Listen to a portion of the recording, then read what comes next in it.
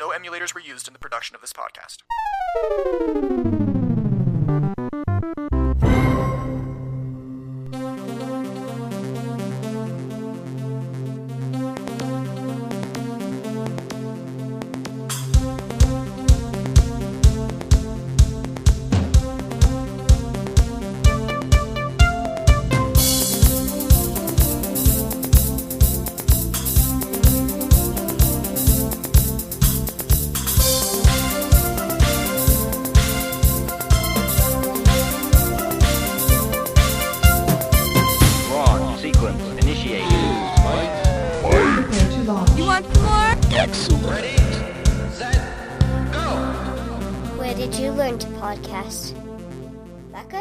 That's awesome, sweetie. Thank you. This is the Atari Jaguar game-by-game podcast, where we take a detailed look at Atari's last home video game console and its catalog, one game at a time. Whether you're passionate, ambiguous, or disdainful about the Jaguar, I'm glad you're here. Welcome. I am Shinto, the host for this episode, where we'll be strapping on long, flattish boards to our feet and sliding down a mountain covered in cold, congealed, watery particles with part number J9060, Val d'Isère, Skiing and Snowboarding. Time to shred some powder!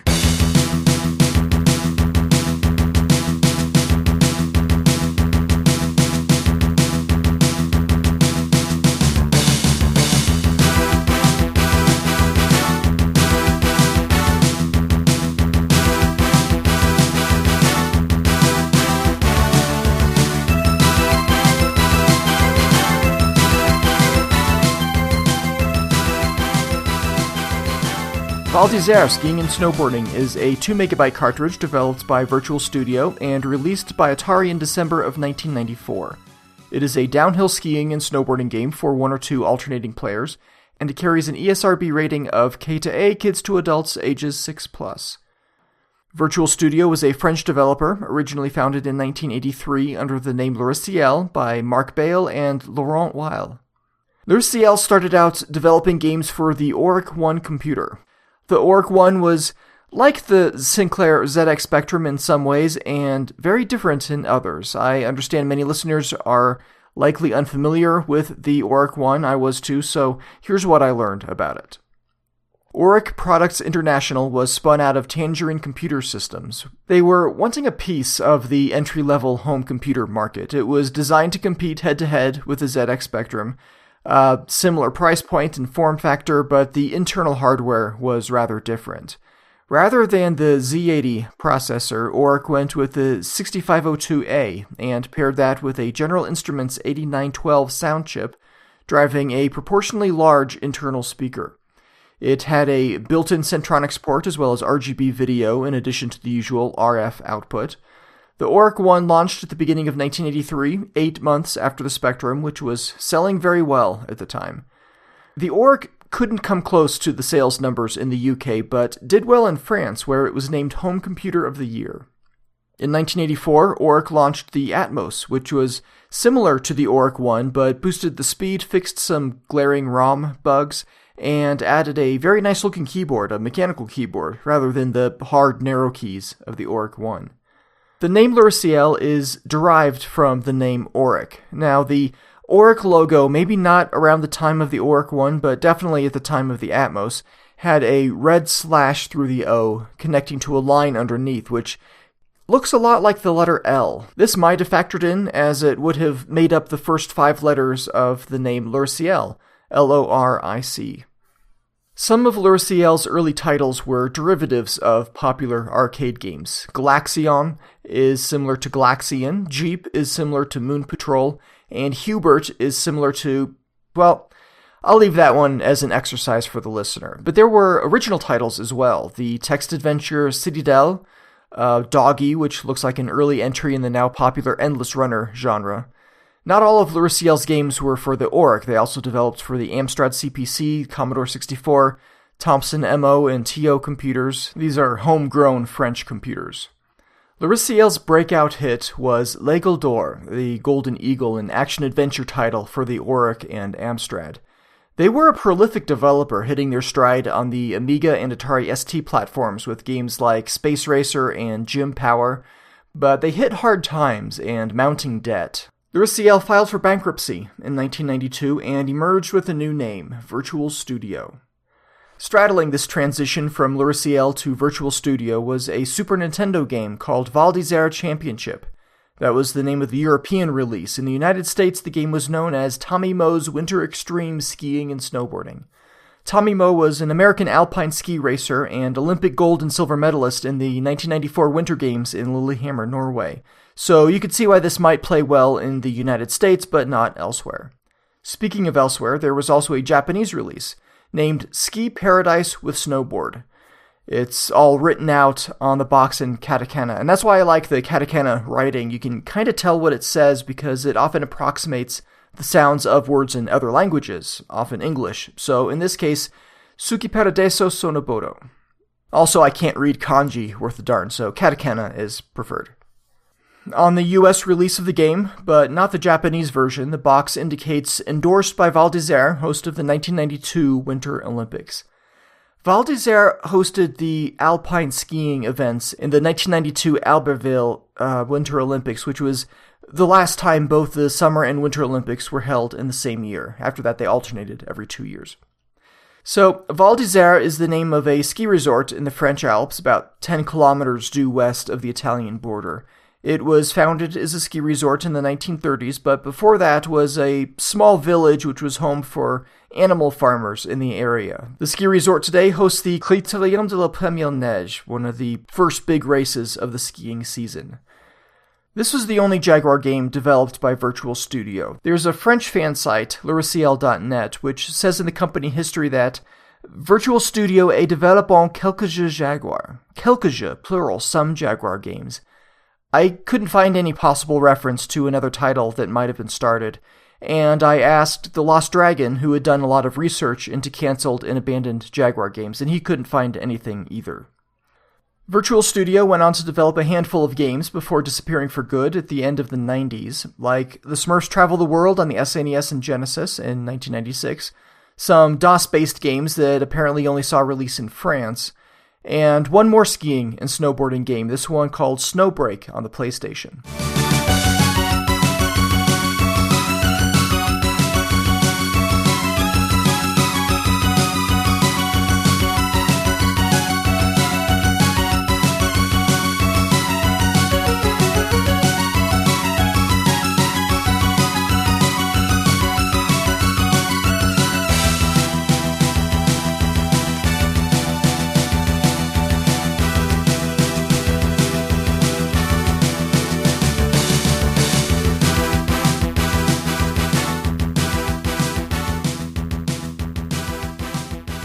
Val d'Isère Skiing and Snowboarding was the first title to be released under the Virtual Studio label. It shares much in common with the earlier Super Nintendo game and appears to be a conversion of it.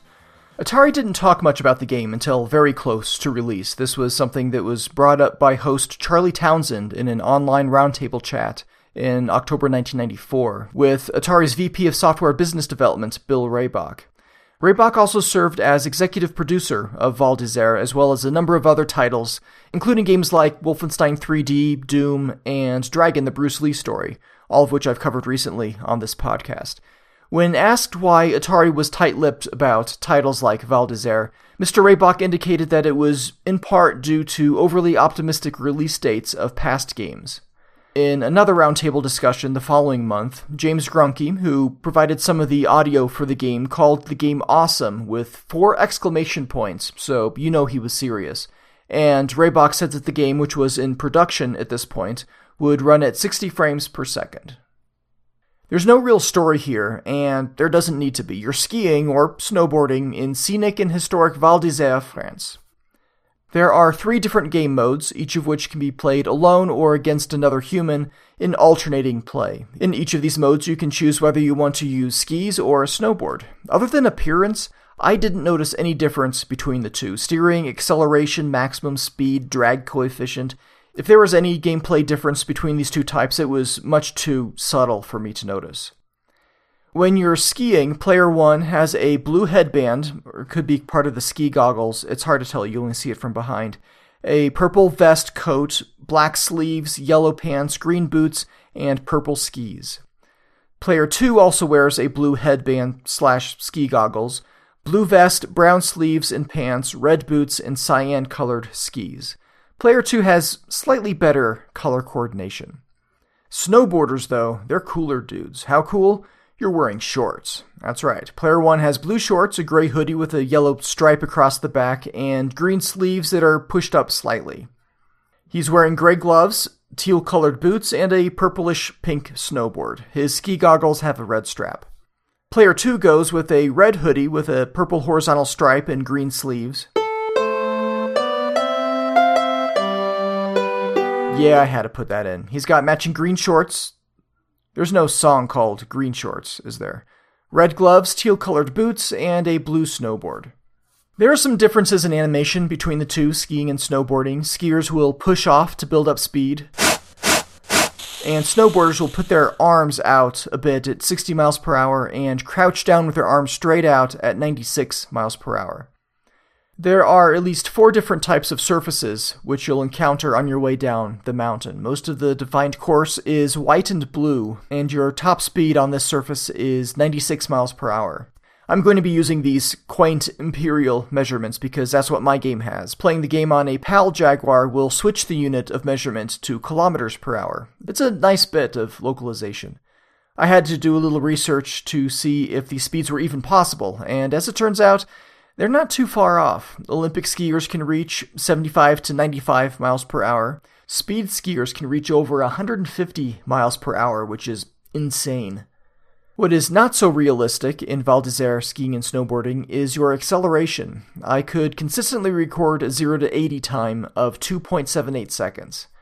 Take that, Tesla ludicrous mode.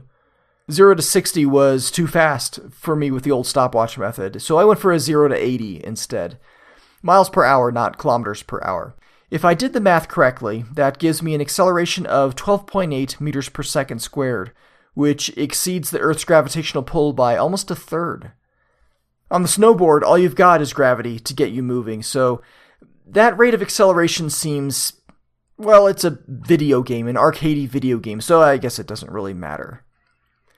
What was I talking about? I was going over the different surfaces. Regular surface, 96 miles per hour tops. Some parts of the course may be iced over. Ice is actually pretty slippery and makes it hard to maneuver. But the lack of friction means that you can go faster, and the ice increases your maximum speed by 15 miles per hour, so 111 miles per hour total. On the flip side, there are bare patches on the ground, big brown patches of dirt, and that'll take your speed down to the 20s or 30s pretty quickly. There may be a snowy path through the dirt, and often it's best to try to jump over the area. There are slushy and watery zones as well. These won't slow you down as much as the patches of dirt do, but it's still in your best interest to jump over them if you can. Outside of the preferred downhill surface is rough powder. You can ski it quite safely and free from obstacles, but your maximum speed will be 50 miles per hour, and you're likely to miss checkpoints and slalom gates and stuff. Navigating down this surface, you can speed up, turn left or right, execute sharp turns, jump, basically hop up in the air. This can be good for hopping over small obstacles, but if you perfectly time a jump at the apex of a hill, you'll hear "Yeah!" and perform a little trick, a 360-degree spin high up in the air if you're a skier. Snowboarders seem to have a little flip in addition to that spin. The jump is more about timing than speed. I've been able to pull off a jump at 30 miles per hour, and it's pretty hard to go that slowly in this game. And finally, you can intentionally slow down and come to a stop. But, what fun is that? You may find that you sometimes move involuntarily to the right or the left along with the path you're on. I like to think this is following the curve of the mountain, except in this game the mountain doesn't actually tilt left or right, just up and down, so it can feel weird and artificial and distracting to sometimes have the mountain move you, and sometimes you have to move independently of the mountain. Which brings me to collisions. If you run into something, and believe me, there are a lot of somethings you can run into, you'll tumble forward in a dramatic wipeout. How far you tumble depends on your initial speed, your momentum, but no matter how fast you were moving when you smacked into that snowplow with your face, you'll hop right back up and continue on your way with nothing lost but some time and maybe some dignity. You have about 5 seconds of invulnerability after you get back up, indicated by rapidly cycling colors on your character sprite. The cycling colors actually start at the moment of impact, so I guess you're invincible at that time too. So that makes about 7 seconds total, and it'll cycle faster and blink for the last second or two. A few times I've been able to land on my feet, no full tumble, so I'm back up at full speed in no time, and as an added bonus, get good use out of the full 7 seconds of invulnerability. I don't know if that's luck, a bug, or pure skill.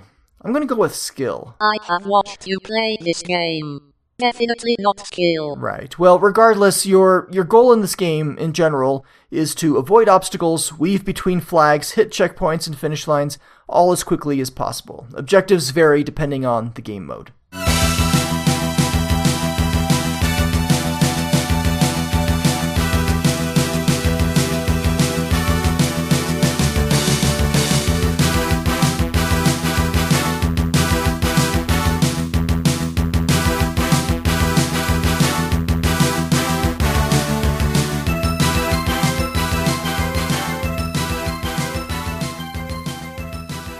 So let's go over those different game modes. First, we'll talk about freeride mode. In freeride, you're not competing against other players, not directly, but racing the clock. Your goal is to reach each checkpoint before time expires. A checkpoint is both a large red banner strung across 2 poles, which says checkpoint in large green letters with yellow stripes, and below, all around the sign, is a giant white square with a colored border, inward pointing arrows on the right and left, and matching colored words on the ground saying checkpoint, separate words in lowercase on separate lines. The colors of the border, arrows, and words on the ground will smoothly pulse between yellow and red. Once you pass through the checkpoint, you get more time. How much time varies depending on the particular checkpoint. It's often like 35 or 40 seconds added to your timer, but I've seen as many as 56 seconds and as few as 6. You've got to go underneath that banner, between the tall wooden posts, since you won't get the extra time otherwise. Ow! Because it adds to your existing counter, it pays to do well higher up the slope to give you more of a buffer, because as you descend the mountain, you're probably going to encounter an increasing number of obstacles and more difficult terrain. It's a bummer that missing the checkpoint pretty much ends your run. You'll definitely run out of time before you can make it to another, but on the plus side, it's possible to run out of time and still hit a checkpoint. When you run out of time, you lose control of your player, you can't turn, and you'll coast to a stop. Your coasting time can be up to 2.5 seconds, depending on your speed when time ran out. If you're close enough to the checkpoint and heading straight for it, you can coast through and continue playing. It takes a bit of luck, to be sure, and I've been able to do this multiple times, and each time it feels like I'm getting away with something, like I'm sticking it to the game to make up for all those checkpoints I missed. Ow! There are often branching paths in freeride mode, where you'll decide whether to veer right or left. Usually there's a marker between these 2 paths. It looks like a tall wooden pole with a red circle on the top and 4 signs below it pointing to the right and left. Purple, blue, cyan, and yellow from top to bottom. The top 2 look like they say slalom, and the bottom 2 are illegible. You'll know you're coming up to a branching path because there will be a flashing Y-shaped icon on the screen leading up to it. Oh, that reminds me, if you get off of the track, you'll have flashing arrows, 3 flashing yellow arrows pointing back to the track. At the bottom of the run is a finish sign. Again, gotta go underneath it or it doesn't count, and it's a real drag to make it all the way down the hill and miss the finish. The finish line looks like uppercase red text in all caps on a white banner with a large white box underneath which also says finish but in lowercase letters. Once you go through that, you'll automatically come to a stop and hear "Congratulations!" If you hit a button or wait for 8 seconds, you can see a replay of your run. Well, sort of. You're taken back to the race selection screen, a view of the mountains, and a green arrow moves down the path you took. If you reach the bottom, you'll see a little ski lift animation along the black ski lift line. It's not much, kind of looks like a blue and red chair attached to the black line moving up to the top of that particular lift, but it's still kind of cute. You get this little replay whether you win or lose, which is nice for seeing which paths you took or how close you got to the next checkpoint. It kind of gives you encouragement to try again and do better. You can replay your run as many times as you want by pushing some direction on the D-pad, and when you hit a button, you'll be able to select from any of the available courses, including the new one if you just unlocked it by successfully crossing the finish line. As you unlock these additional runs, that information is stored to the cartridge, so you can choose to start from these other slopes instead of always going back to the beginning. And you'll want to. There are 7 runs total, and while certainly they do tend to get more difficult, I find that they get more entertaining as you go. And the reason for that, power-ups.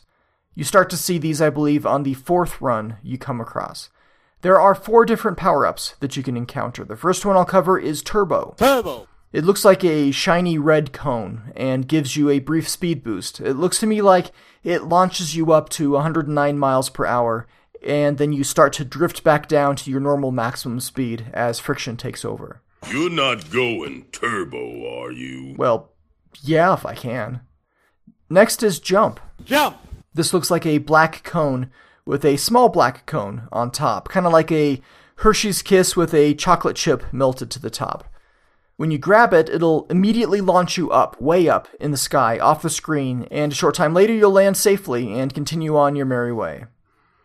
A blue cylinder will give you extra time. Time! The words "time up" show on the screen, and you get about 5 seconds added to your timer. Finally, we have Shields. Shield! This looks like a green sphere and makes you invulnerable for a few seconds, 7 by my count. The Shields effect has the cycling colors and looks just like after you wipe out, but without the embarrassment. In 2-player mode, you alternate between player 1 and player 2. You use the same controller, so you'll have to pay attention to the scrolling display at the bottom of the screen when choosing your path, which will say either player 1 or player 2.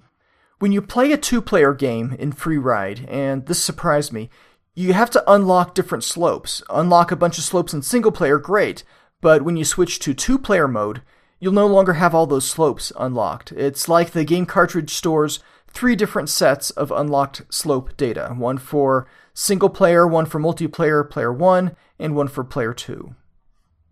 So on the map, the ski lifts form kind of a zigzag pattern across the screen. You choose a path to get to the bottom, ski lift back up, new path to the bottom.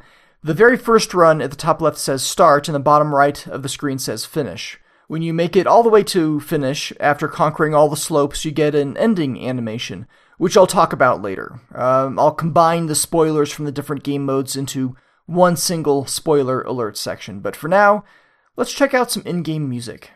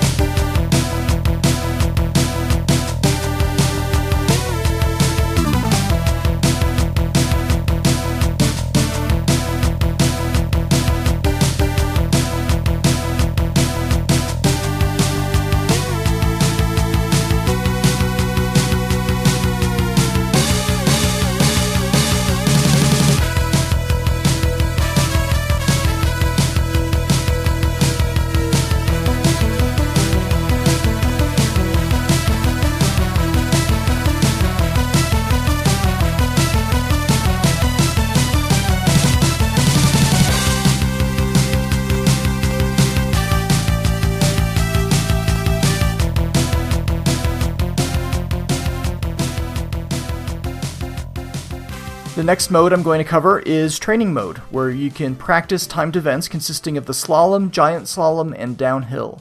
For each of these, you can choose one of 4 courses with increasing difficulty. These aren't necessarily the exact courses on which you'll be competing, but are still good practice. Each slope has its own set of race times, 7 different finish times, so you can see how your practice runs compare, because when you start competing, it's all about the finish times. Speaking of competition, in compete mode, you tackle different courses in order and have to finish with sufficient time, beating out competitors, and the field thins as you progress. In the first race of compete mode, you need to finish in the top 7 out of 8 racers. In the second race, it's the top 5. In the third, it's the top 3. And if you can manage that, you win an award, and then move on to the next challenge. There are 4 challenges total, times 3 races per challenge, and after those 12 trips down the icy slopes, it's time for the finals. You do have a few do-overs, 3 to be exact, so if you fail to qualify for the next race, you can use up one of those chances. Use them all, and it's game over. I mentioned 3 events, downhill slalom and giant slalom. You have 5 minutes to compete each of these individual races, but generally it shouldn't take you anywhere near that long. In downhill, your goal is to work your way through the course, making sure you go between pairs of red gates. The gates look like a pair of red posts in the snow with a red banner stretched between them. There is some distance between these gates, both in terms of width and time to the next pair of gates, depth. If you miss a gate, fail to go between the pair of red banners, you'll be penalized 2 seconds, which is assessed at the end of the race.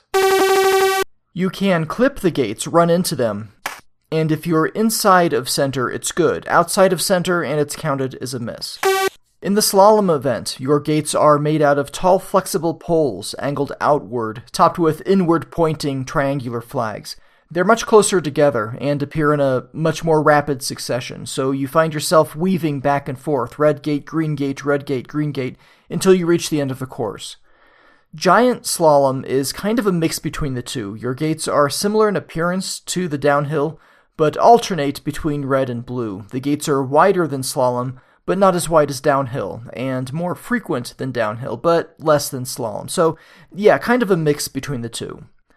What happens when you win a race, or a challenge, or the finals, I'll get into all that a little bit later.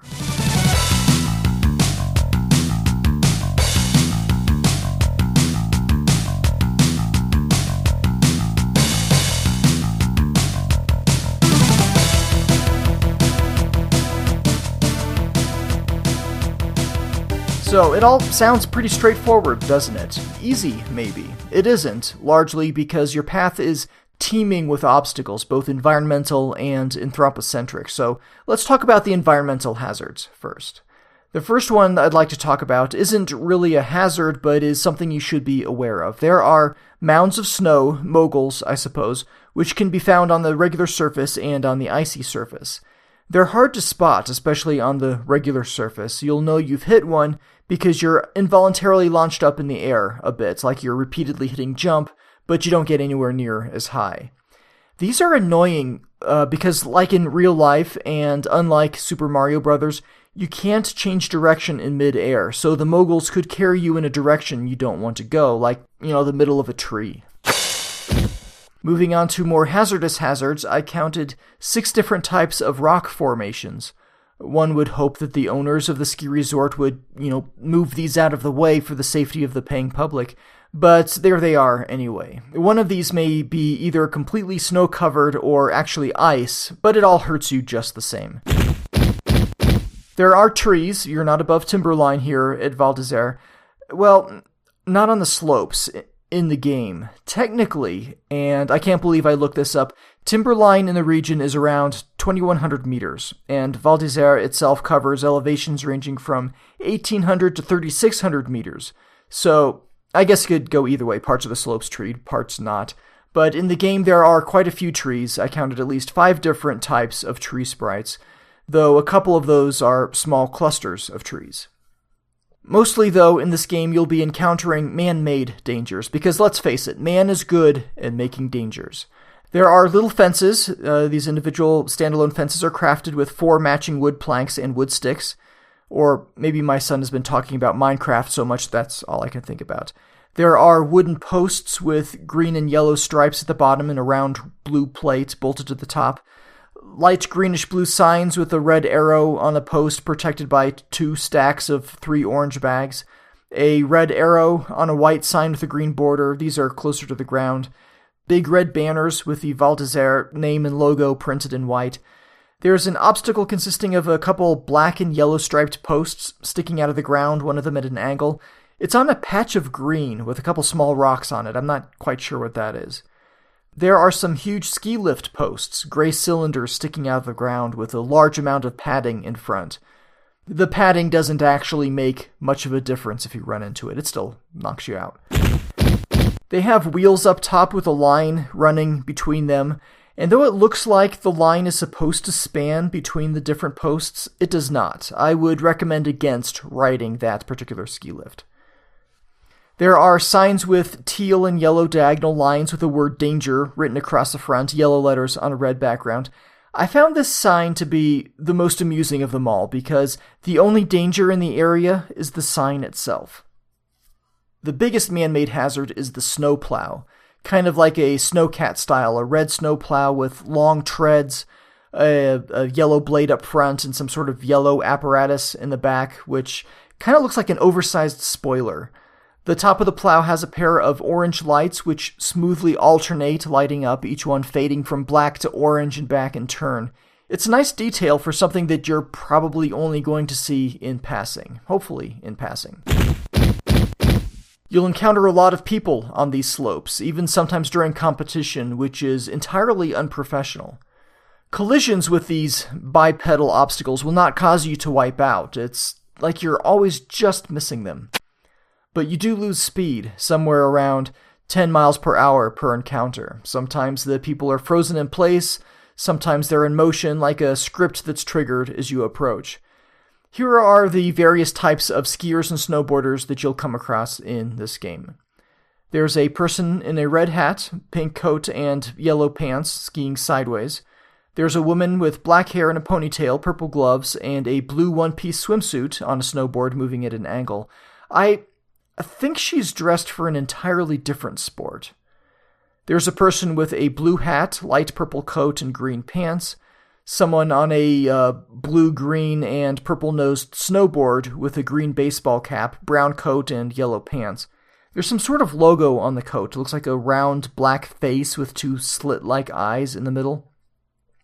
Now, none of these human sprites themselves have any animation to them, and the snowboarder has his arms out for balance. But seeing his arms frozen in place like that reminded me of the movie A Christmas Story. I can't put my arms down! Well, put your arms down when you get to school. We've got a skier in an orange jacket, purpley and cyan pants, green ski goggle strap, skiing at an angle. There are skiers sometimes appearing in large groups wearing matching black argyle sweaters, gray pants, red hats, shiny red hats like a swim cap, and pink skis which are angled in at the toes. Like, when you're learning to ski, this technique, often known as the snowplow, is the first thing that you're taught. So these are beginner skiers sharing your slopes, and as a group can really slow you down. One more person is riding on a snow machine. Don't call it a snowmobile. My sister lives in Alaska, and from what she tells me, anyone using the word snowmobile to describe these vehicles is a clear novice, maybe even tourists. They take that type of thing seriously up there. This snow machine is brown with a windshield up front and an orange flag in the back, ridden by a guy in a blue helmet, orange coat, blue pants, and red shoes. An interesting point about this is that even if you collide with a snow machine, it will not cause you to wipe out.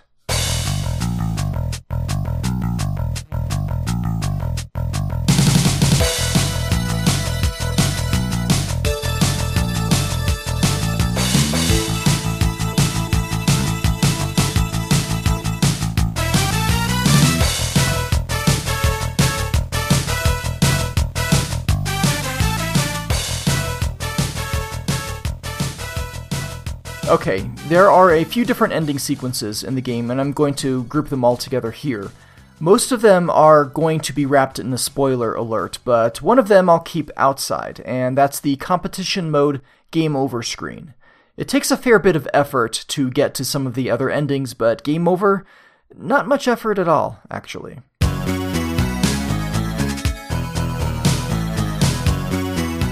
You fail to qualify for the next round, you see your name, player number on the scoreboard in red indicating that you've been eliminated, and you hear this music playing in the background.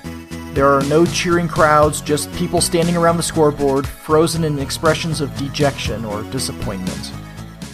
If you are all out of tries, after you hit a button, you get this.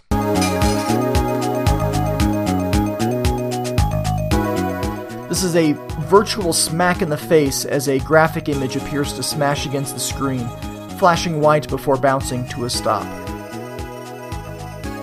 The image shows what seems to be the unofficial mascot in the game, a blonde-haired kid in a red cap and a sardonic grin. The words "Game Over" are spread above and below his face, written in a 90s sort of edgy text, while the gleaming shards of glass or ice appear in the background. The name of the player, Player 1 or Player 2 depending on who just lost, will bounce down from the top of the screen and come to a rest at the bottom. Now, let's say that you successfully qualify for the next race in the challenge. You see your eliminated opponents' names in red, continuing opponents in green, and your name, assuming your parents gave you the name of Player 1 or Player 2, flashes yellow. An animated crowd surrounds the scoreboard, cheering your accomplishment.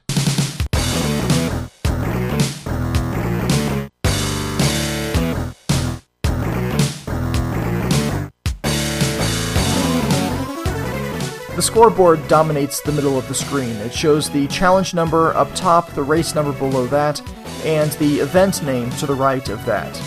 Below these details, you'll find the list of competitors with the place number, the name, and the time, with a resolution of 100th of a second.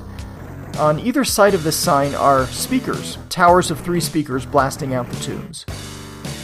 Below the scoreboard are various sponsor banners, Val d'Isère front and center, white text on a red background. On either side of this are logos for Fila, the sporting goods company.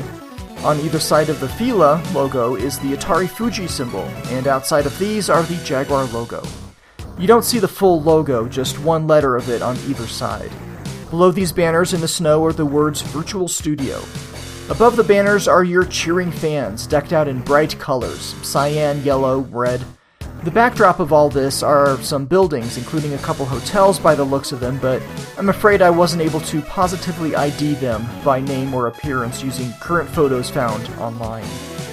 A few wavy flags bearing the Val d'Isère logo are not animated, more like frozen in time. Maybe it's very cold that day. And of course, being the scenic French Alps, there are picturesque mountains in the distance. If you've finished in the top 3 of race 3 on any challenge, 1 through 4, you are awarded, well, probably best do this. Bishop, please activate Spoiler Alert. Spoiler alert. Spoiler alert. If you wish to avoid spoilers, skip ahead 5 minutes 42 seconds on my mark. 3, 2, 1, mark. Okay, hit a button on the scoreboard screen and you get congratulations along with some cheering and music. Congratulations!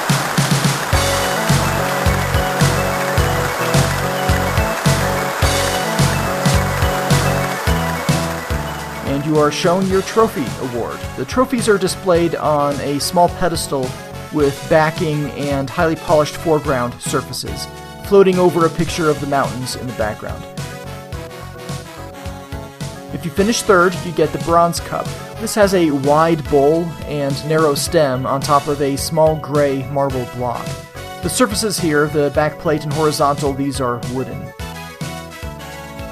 If you finish second, that's the silver cup. This is much taller and narrower and a whole lot more silver than the bronze cup, with skinny little handles and is presented over a brown marble surface.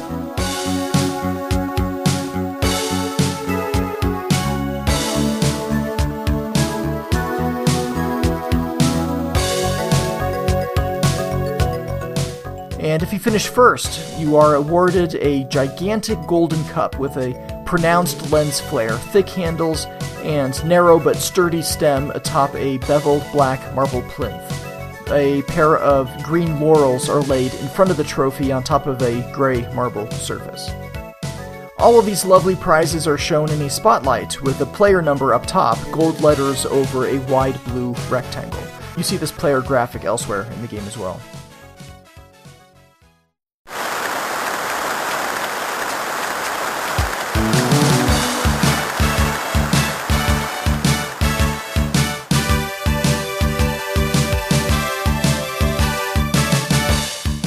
If you make it through the finals, you are awarded with a place on a podium and a medal around your neck. The podium stage looks like solid ice. On either side are large blazing fires in 8-foot-tall hourglass-shaped torches.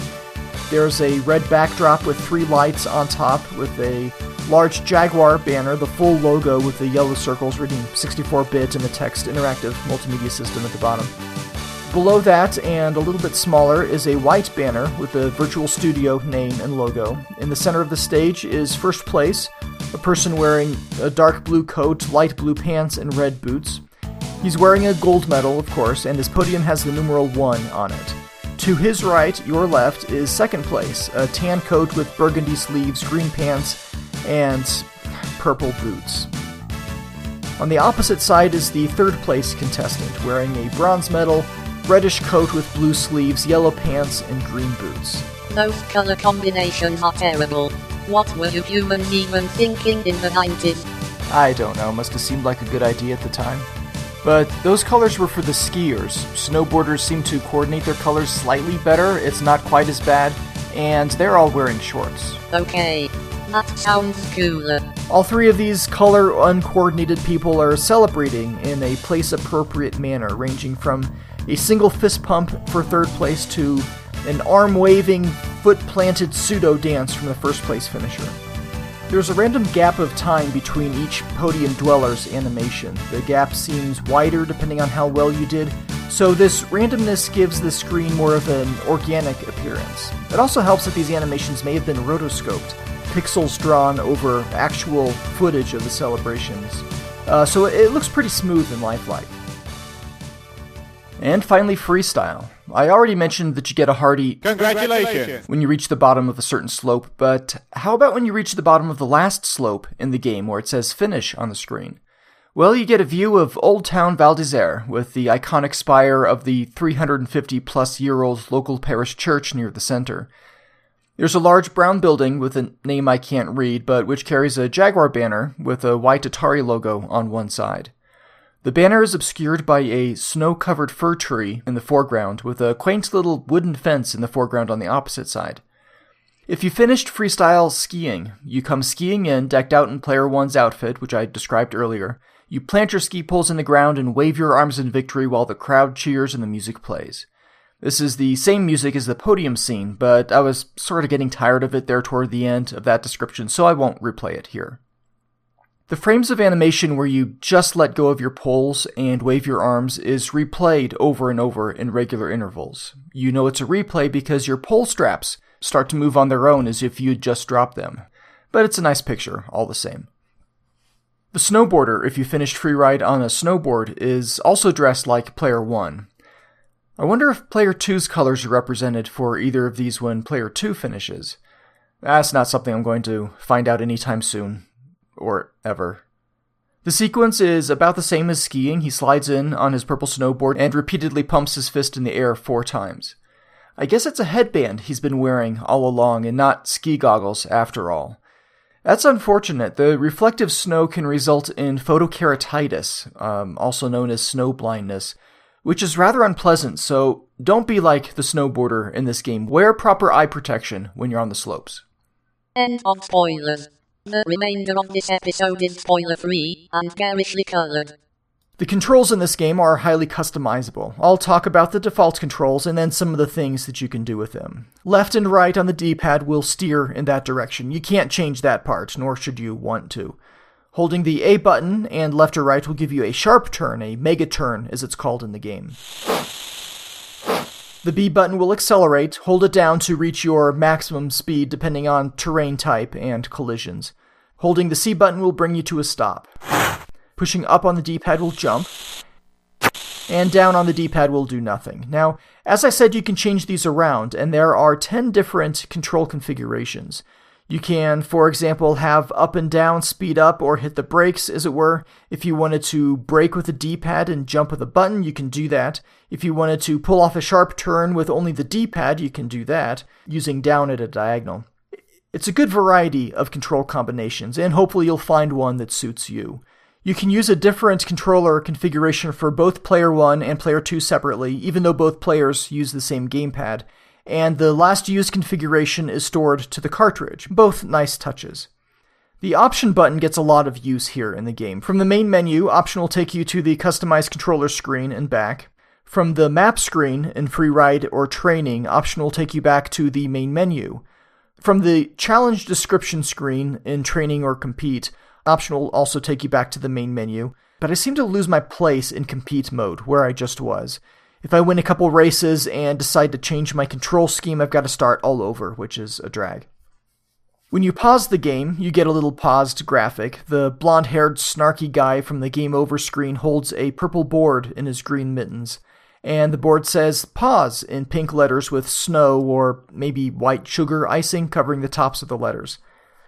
Pressing A from the pause menu will bring up the music volume gauge, which is cleverly represented as a thermometer, and you can move a gauge slowly up and down to adjust the volume level. Same with hitting B for the sound effects volume. When you start moving that gauge, you get a cymbal crash to gauge the volume level. Both of these gauges are labeled at the bottom of the screen in vertically misaligned letters, yellow for sound and pink for music. If you hit Option from the pause menu, you'll abort the current race. The number pad is not used, except for 0 to toggle the music and star and pound to reset the game. Holding star, option, and pound from the main menu will reset your cartridge memory to default, and you lose your control configurations and unlock slopes in Freeride. The manual says that the cartridge also stores your level in compete mode, but that didn't seem to work for me.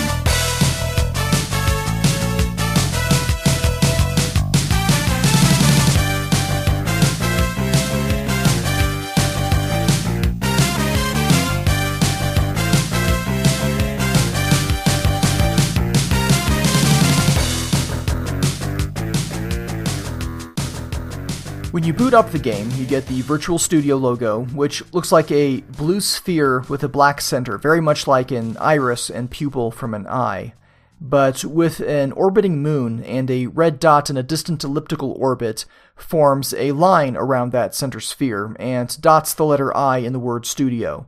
The effect of it all together looks like an eye. This logo is enclosed in a white oval on a black background, and the music kicks in about a half second later. 4 seconds after that, you get another screen, this one on a white background. The Virtual Studio logo remains in the center, but now you have an Atari logo up top and the word Present below the Virtual Studio logo. Atari and Virtual Studio Present. The phrase licensed to Atari Corp is at the bottom, and 4 unskippable seconds later, the whole image scales towards you, quickly but highly pixelated. The background is replaced by a picture of downtown Val d'Isère.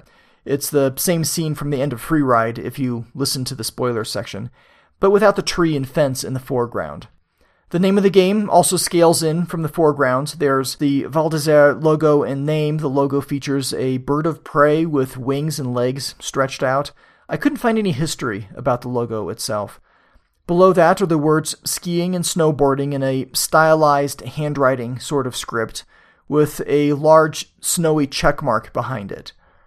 It's all transparent where it should be, and the text is colored in purple, blue, green, and kind of a peach color. The snowy foreground will start to show the credits in an upward scrolling list. You see the people behind the original game, the project manager and programmers for the Jaguar version, graphics, additional graphics, music, sound effects, and testing. Once the credits are done, they just start back over from the beginning. There's no gameplay or times or anything else here. The title and credits are the extent of the attract mode.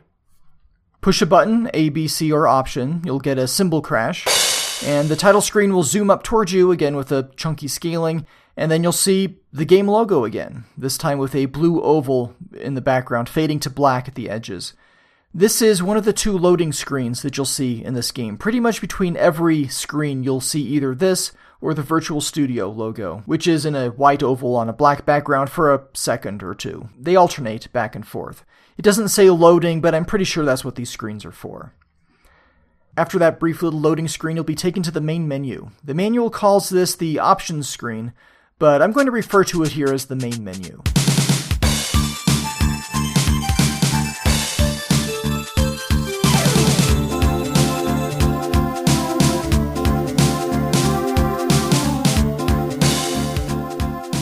This is the music that plays in the background, upbeat but mellow, which is good because this screen screams 90s. It's basically split into 5 sections: the game modes, free ride, training, or compete; the event, downhill, giant, or slalom; the type of things strapped to your feet, snowboard or skiing; the number of players, 1 player or 2 players; and then play in large letters to actually start the configured game. It can take a few moments to figure out what's going on in this screen. It's mostly static, but still very busy with colors and shapes. The text is all at different angles, and each section is a different color. Game mode, free ride, training, compete, this is yellow. The snowboard or skiing option is green. Downhill, giant, or slalom, these are white. And the number of players and the option to actually play, those are pink. Selections are marked with a yellow X. If free ride is selected, downhill, giant, and slalom options are crossed out with wavy red lines because they don't apply in that mode. You move a flashing yellow arrow around the screen with the D-pad, selecting various menu options with one of the buttons. The arrow itself changes slightly in appearance depending on where it is on the screen, with different angles and kind of a 3D appearance. The background, as I said, is very busy with different shapes and colors. There are blue swirly chunks, some blue diamonds, a purple starburst, a yellow sun, and green tendrils. All of this is floating above a cloudy purple and black background with an early Photoshop lens flare effect in the middle. At the bottom of the screen is some scrolling text which reads, "Press option button to reconfigure the joypad." Let's do that. Oh, it beeps when you do this. It also beeps when you enter the pause menu, which I think I neglected to mention earlier. And it beeps when you hit option inside the game to return to the main menu. So the controller configuration screen uses the same background as the title screen, only instead of the game credits at the bottom you have the controller settings. A scrolling marquee at the top says, "Use left or right arrow to change config, up or down for another player. Option to return to main menu." You'll see either player 1 or player 2 in red text. You push up or down to toggle between those. And the text will flash for about 4.5 seconds so that you know what just changed. It also makes a sound. Next to the player number is the text "Joypad config" in green, followed by a number in red, 0 through 9. The number increases or decreases when you push right or left on the D-pad, respectively, but does not flash. Instead, at the bottom of the screen you see the button assignments change. The labels are in green and the values in blue. The labels consist of the 3 buttons, of course, A, B, and C, and also the D-pad directions, up and down. I kind of like joypad config number 5. It keeps B and C buttons as speed up and brake, like the default, but makes the A button jump. Up on the D-pad does nothing, and down is your mega turn, so down at a diagonal left or right to make those sharp turns. That works for me, but with 10 options here, hopefully you'll find something that works for you.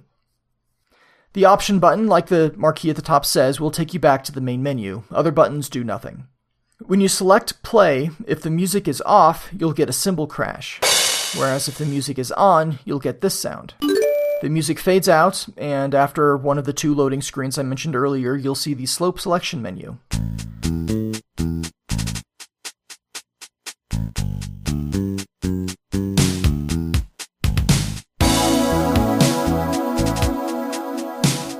This is true for free ride and training, but not compete. In compete, you race where they tell you to race. More on that later. The slope selection screen shows a picture of mountains behind the Val d'Isère village, which is nestled at the base of the mountains. In free ride, the start, end, and branching points in between are shown as yellow circles with a red outline, and you move a green arrow between starting points, hopping from one point to the next, not smoothly moving as if it were a mouse cursor or something. Segments you've successfully completed are shown in blue, incomplete segments are red lines, and unexplored areas have no lines connecting the yellow circles. Black lines indicate the ski lifts. In training mode, the start of the run is marked with a flashing star, orange and green, and the entire run will flash red and blue when selected. Each event has different runs in training mode, 4 runs per. In downhill, they start at the very tops of the mountains. In giants, they're partway down. And in slalom, they're quite far down around the village. For Freeride, there are a pair of graphic images repeatedly sliding across the bottom of the screen. The first one says, select your race, which is followed by either player 1 or player 2, depending on whose turn it is. It does this even in single-player games. Once you make your selection, the screen will scale towards you. In training mode, you'll hear a cymbal crash. And in Freeride mode, you'll hear the word shred. Shred! This word, in the parlance of winter sports, means to aggressively hit the slopes, but as I understand it, refers to snowboarding only. I've seen at least 2 of the dozens of entries for the word shred in UrbanDictionary.com, which specifically excludes skiers. Skiers don't shred. Eddie Van Halen, though, he shreds.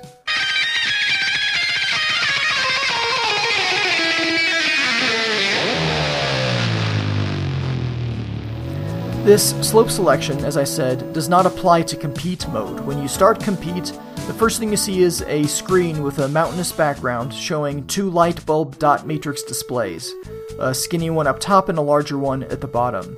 The skinny one shows the player number, player 1 or player 2, and is blinking on and off. The larger one shows your challenge number, 1 through 4, and below that is your race number, 1 through 3. Roughly in the middle of this larger display is your event name, downhill, giant, or slalom, and at the bottom is the best time for that slope in minutes, seconds, and hundredths of a second. These times differ for each challenge, race, and event. The best time is shown in green, and all the rest of the text is shown in white. In the background, you see a picture of mountains, and audio-wise in the background you can hear a heartbeat and deep breathing. There seems to be a small gap of random length between the breaths, which I thought was a really nice little touch. You see these 2 matrix displays in training mode as well, and they show the flashing player number in the top display, and the main one has the word training, the race number, and the event name. There's no deep breathing, just the slope selection music continuing through. Once you get into the game, you will start at the gate. There's a white banner across the top that says START in red letters, suspended between a pair of tall wooden poles. On each pole are 3 lights arranged vertically, so 6 lights total. The gate is flanked by signs on either side. They have a red-on-red Atari logo. Not a very good representation of the Atari logo, in my opinion. Not enough swoop. These face the player on either side, and at a right angle to those on the left-hand side of the gate you have the Virtual Studio logo and the Fila logo on the right. You get 3 warning beeps before go time. On the first 2 beeps, those 6 lights flash red. The third beep, they flash yellow, and on the final beep, they show green. Green means go. At the top of the screen, from left to right, you have your current speed. The 3-digit number here is shown in green and is 0 padded, %03i in printf format if you're into that sort of thing. To the right of that is the unit, which is MPH for NTSC Jaguars and KMH for PAL region Jaguars. In the top center of the screen is your elapsed time in huge yellow letters with a resolution of hundredths of a second. That's for training and compete modes. In Freeride, you get a countdown timer instead in integer seconds. When this timer gets below 5, it'll beep every second. In the top right corner of the screen, if you're in training or compete mode, you'll see a little red gate icon. It's what you go between in the downhill event, but tiny, and a 2-digit green number next to that. This shows the number of gates that you've missed so far, and each one, remember, adds 2 seconds to your finish time. In compete mode, below the missed gate counter, you'll see a red heart, not an anatomically correct one, and a single-digit green number next to that. These are your remaining attempts, starting at 2. I could say lives, but since you don't actually die in Val d'Isère skiing and snowboarding, that doesn't seem applicable. But you can call them lives if you want. I'll allow it. How generous of you.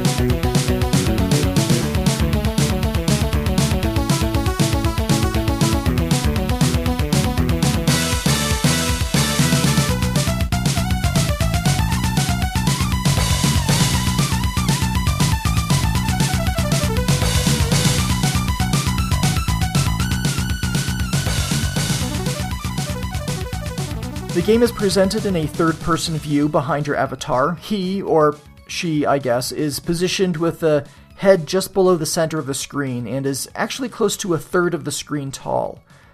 A good fifth of the screen is below the player, which is kind of wasted space. But there are some nice little effects in that space. You get tracks left by your snowboard or skis, not very elaborate tracks, still like darker rectangles, but it's still nice. And you kick up bits of snow or dirt or whatever surface you're on. But not ice, that would make sense. You kick up more material when you turn. This is a sprite-based game, so all the trees and rocks and people are 2D sprites, not 3D polygons or anything. The sprites scale fairly smoothly and quite rapidly when you pick up speed. Aside from the sprites, the skiing surface appears flat. There's no variation in height from one end of the x-axis to the other. Your skiing surface, the part where they're intending you to go, has bluish parts, not quite the awesome blue that you find in deep snow or inside a glacier. In my experience, even modern digital cameras can't truly capture that shade of blue. But it distinguishes the good skiing surface from the featureless white powder on either side. There are hills, though, lots of little hills, and as you pick up speed, rapidly undulating little hills. But for the most part, it kind of feels like you're moving on a flat surface. The horizon dips if you're at the top of a hill or raises if you're at the bottom. But I don't get much of an overall impression of downhill movement. At most, you can only see about a second or two in front of you at top speed. Off in the distance, you'll find a panorama of mountains, beautiful photorealistic mountains, which kind of stands out in contrast with the pixel art sprites in the foreground. It's good pixel art, don't get me wrong, but even a very nicely drawn tree is distinguishable from a digitized photo of a tree. For sound effects in the game, it's a decent variety of appropriate sounds. There are several different stopping sounds, for example, that vary in pitch.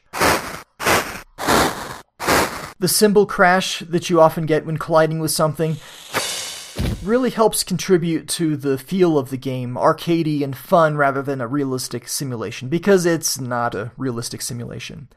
The music was written by Teak London. Teak did game development themselves, but it was also fairly common for the company to work on audio for other development studios. I'll be talking more about Teak London in the Brutal Sports Football episode. There are 4 in-game tracks that play while you're shredding the slopes, rotating in order the more races you enter in a single gameplay session on the Jaguar. The 4th music track, though, is actually the same as the title screen music.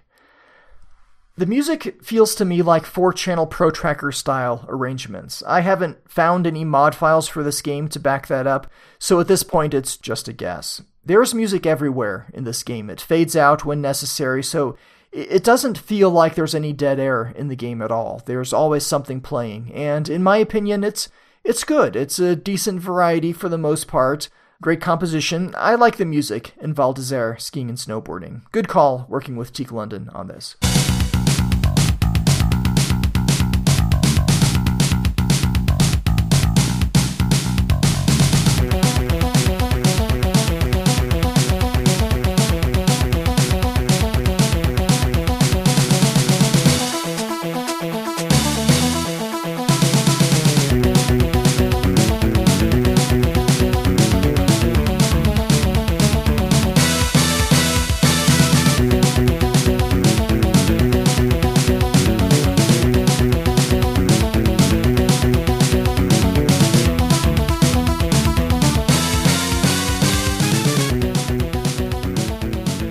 I have a cheat code, an exploitable oversight, and a genuine bug to talk about in this game. First, the cheat code. From the main menu on the Jaguar keypad, enter in 40857414.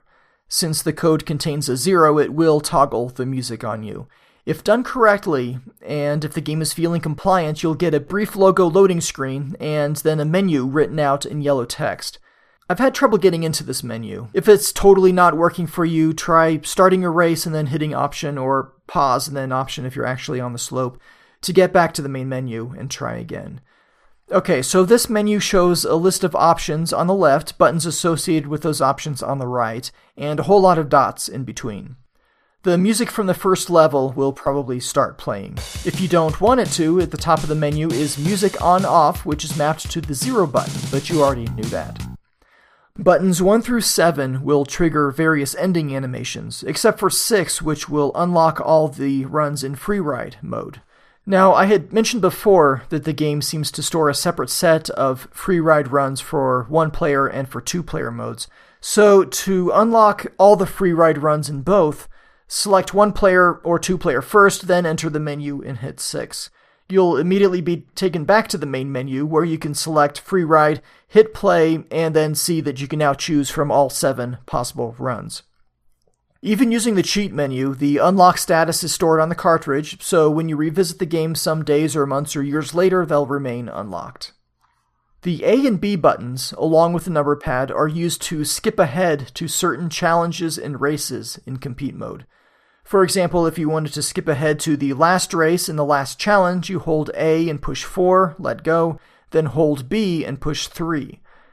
Now, when you exit the cheat menu and start a compete mode race, any event, you'll see that you're in Challenge 4, Race 3. The cheat menu also lets you sample music and sound effects. Push up or down on the D-pad, and if you haven't hit 0 to turn off the music, you can switch between the different available music tracks, 13 in total, but that includes this, which I would personally consider a sound effect, but maybe that's just me. Left or right on the D-pad will cycle between the various sound effects. It will play the sound immediately when you push the D-pad, and if you want to play it again, push the C button. Some of the sounds will continue to play on a continuous loop, like the skiing sound and crowd cheering and the ski lift sound. I counted 52 sound banks total, but 8 of these seem to be empty, not all at once, 4 in a row here, 3 in a row there, and 1 elsewhere. Some of these blank slots seem to stop looping sounds from playing, and some don't. Anyway, at the bottom of the cheat menu, in all caps it says you can hit Option to return to the main menu. The oversight I mentioned, which you can exploit to your benefit, is if you're in compete mode and fail to qualify for the next race, you'll see your name, your player number in red on the scoreboard, and if instead of hitting a button to continue and burn one of your retries, you can hit star and pound to reset the game, and when you hit play, you're back in the same challenge and race numbers. So you can retry the slope as many times as you want, and all it costs is a few extra seconds of your time, and maybe a dulled conscience. Ow! I did run into a bug while playing this game. There are a few screen glitches here and there. If you pause the game, trees and rocks might disappear and reappear when you unpause, and maybe crawling up to a rock or something very slowly will cause the bottom of it to flicker a bit, but that's not what I'm talking about. This was a race-ending bug. I was skiing, I jumped at the apex of a hill, got the yeah, and somehow hit a tree at the same time. When I recovered on the ground at the bottom of the hill, I couldn't move. I was stuck in place, trying to push forward with my skis, but going nowhere. I ended up having to give up on that race and hit pause and Option to go back to the menu.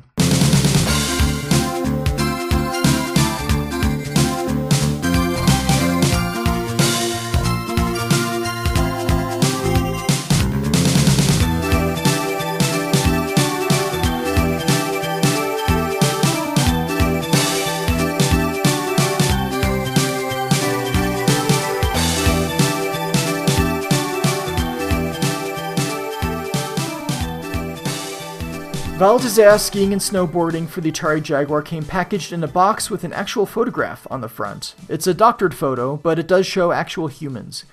Humans from the 90s, so brace yourself. The box itself is black along the left edge and bottom, about a quarter of the width and height. At the top you'll find the Val d'Isère logo, the bird logo with the text in black, the name of the game at an angle. This looks just like the text style and coloring that you'll see in the game's title screen. Below that is a slope, blue with white on top at an opposing angle. Now for the main picture. It's dominated by a dude with a mullet wearing a bright yellow snowsuit and matching yellow-framed ski goggles. He's in midair, apparently having just jumped on his snowboard, which is pointing up with the bottom surface of the board facing you. It's decorated in Jaguar-style claw marks, black marks on a red background, and Okay, I like the look of that snowboard. His right arm with its red and white gloves overlaps the black border of the side of the box, which looks pretty sharp. Behind him, on his left-hand side, is a woman on skis, knees up, arms raised, big smile. She's sporting a neon green headband, which matches some accent patches on her pink and blue snowsuit. Her skis sadly lack any Jaguar-related design. Behind both these apparent mid-air, brightly colored people, you see an actual slope with 3 skiers maintaining a leisurely, winding descent. There are lots of snow-covered pine trees and a mountaintop off in the distance. At the bottom of the box, along the left, you have the Atari logo and ESRB rating, with a rounded screenshot in the bottom left corner. The screenshot shows a skier in free ride moving to the left of some green barrels or something. I don't think I mentioned that one in my obstacle description. And you can also see a snowplow and snow machine. The Jaguar logo, and this is unique to this game, the Jaguar logo is covered in snow along the tops of the letters. Nice touch, I like it. Around back, 4 more screenshots showing a skier in competition mode with some bare patches up ahead. Giant slalom, I believe. Next is a snowboarder in freeride moving past the swimsuit sporting snowboarder. After this is a skier approaching a freeride checkpoint. And the final screenshot shows a snowboarder at 97 miles per hour on the ice with his arms out. The text is in English, German, and French, and this is what the English version reads. The headline is Mow Snow. Cut the slopes on some of the steepest mountainsides in skiing and snowboarding, a wild winter challenge where speed is guaranteed. Train and compete in the breathtaking slopes of France's world-famous Val d'Isère ski resort. Race against time and friends in slalom, giant slalom, and downhill events. Watch out for trees, snowmobiles, and snowcats as you barrel down windswept mountainsides, black ice, and moguls. So adjust your bindings or wax your board and plow. Alright, so I'm no expert on such matters, far, far from it, but I thought the term plow describes angling your toes inward and skiing very slowly. If you want speed, you don't want to plow. Anyway, there is inconsistent use of the Oxford comma here in the copy, 1 for 3, but a pleasing lack of exclamation points. Unless you're German, the German text has twice the exclamation points as English and French. Yeah! The cartridge label uses the same photo as the front of the box, but is built around the yellow-clad snowboarder. The name of the game is to his left, our right, and the poor skier in the background has the yellow fine print plastered all over her face, which is pretty rude. The manual is a stapled monochrome booklet, 16 pages if you include the covers. It's really light on information. Some pages are mostly empty, while a couple are packed full of text, and there's no mention of things like power-ups. I didn't know the power-ups even existed until I started researching this episode. Maybe it was meant to be a surprise? This game is not included in the official Jaguar Gamer's Guide. I think that if they had included it, they probably would have mentioned the power-ups. I couldn't find any print ads for Val d'Isère Skiing and Snowboarding, just a little blurb with a screenshot and a promotional insert for Electronic Gaming Monthly. I posted that to Facebook and will include it in the show notes as well. A screenshot of the game did share ad space with several other games in a print ad I found in an issue of EGM2. The ad reads, Best Games, Best System, Best Get Off Your Butt and Get One. Between these two, the promotional blurb and the separate ad, there are some quotes from video game publications. Ken Williams of EGM2 says, Val d'Isère Skiing and Snowboarding is most realistic, gut-wrenching skiing simulation that's ever been done. You can feel your heart go down to your stomach as you careen over the big hills. Video Games Magazine says, My adrenaline is pumping, I'm blown away. The best skiing and snowboarding game ever created. The speed at which it moves is what makes it so freaking fun. Die Hard Game Fan says, graphically, the art is right on. So, those were the quotes cherry-picked by Atari Marketing. How was this game actually reviewed? Electronic Gaming Monthly did not review it, but they included it in the most blandly written preview of a game I've ever read. I'll include that in the show notes if you needed help falling asleep. GamePro did review it and gave the game the following scores on a scale of 1 to 5. Graphics 4.5, Sound 3.5, Control 4.0, and Fun Factor 4.5. Challenge is intermediate.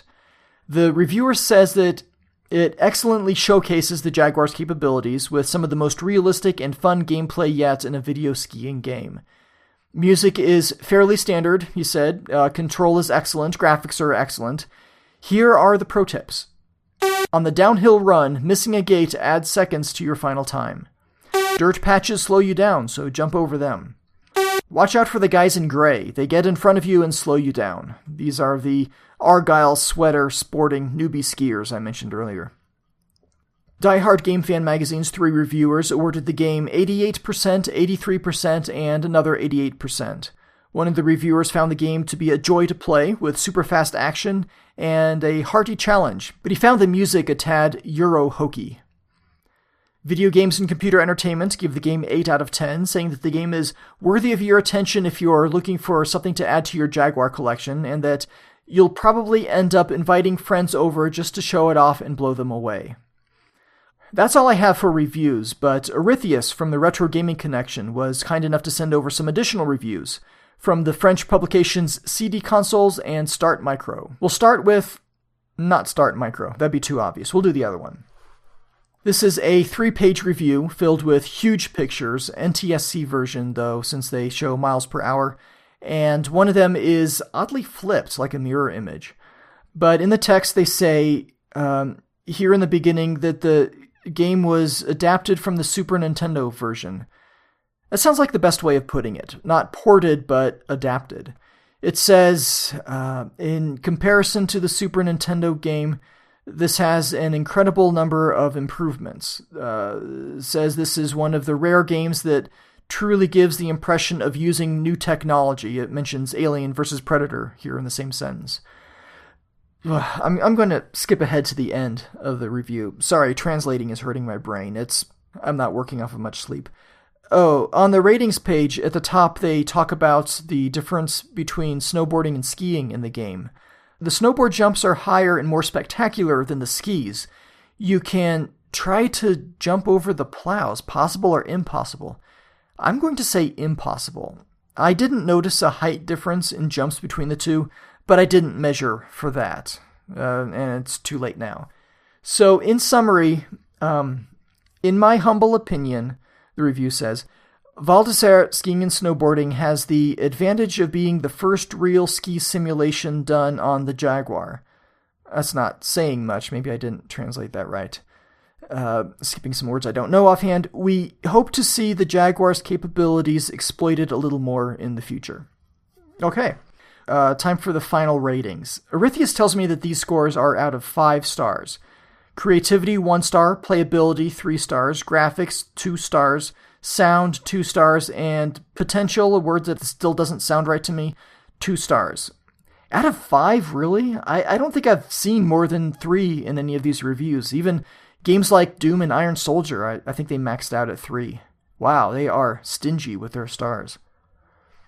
Start Micro. This is a little under a half page. Skipping to the punchline, they say that this is one of the best cartridges on the Jaguar. As much action and fun as Tempest 2000.